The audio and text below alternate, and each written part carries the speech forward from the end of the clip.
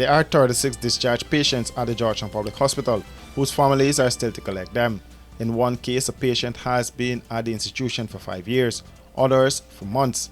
Chief Executive Officer of the GPHC, Robbie Rambaran, said this is putting a strain on the hospital's daily operations.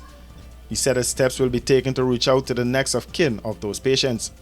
So the first strategy, the first option we did was appeal to families to come and uplift their patients, their relative who are here and they are discharged. The family knows that the patient is here because the family brought them. On their chart, on their medical chart, there is a next of kin. And they still are not collecting their patients. We even would take, sometimes the ambulance will pick the patient up from an address, bring the patient here. After discharge, we will take the patient back and they will still refuse to accept the patient. There are times as well that there were patients who were discharged and their families weren't collecting them. Similar instances, the family knew they were here. The family used to come every time they were to go and collect their pensions. We had to get social protection involved.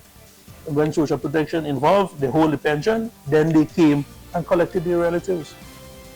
So they are the thing is that the patient, they are discharged, there are 33 of them actually here. That's an entire ward, and they're holding up they're occupying valuable bed space for other admissions and elective surgery. Sometimes you hear people complain that they have to wait long for a surgery, and these are factors that contribute to a long wait in surgery because there are no bed available. These lodges that we call them, because they are discharged, there's nothing medically we can do for them. He said the hospital has limited beds. We are limited with beds, right? The amount of admissions and people seeking medical care that comes into the hospital. Admission is for people with an emergency who are admitted, and also we have elective admissions, people who are admitted for elective surgery. You have to get a surgery, maybe a hernia repair, a gallstone, or maybe you have a fracture, but it's not an urgent, it's not a life-threatening, and they will plan those surgery. Sometimes we can't even get to do them.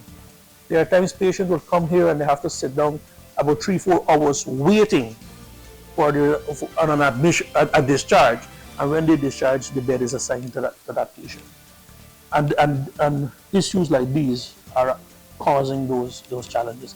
A lot of people don't understand some of the challenges we have, but we have severe challenges that are not really a quick fix, and it's not about systems and politics or policies or whatever, but it's some of the challenges that we face daily. Rambaran said there are many stories about neglect. He, however, said the hospital has resorted to putting some of those discharged patients into homes. But like I said, the Palm has overwhelmed themselves. They are filled, and then some of these homes have criteria that they will accept you. Maybe if you're bedridden and they don't have the resource to care for a bedridden inmates, they will not accept, right? So everybody has their limitations.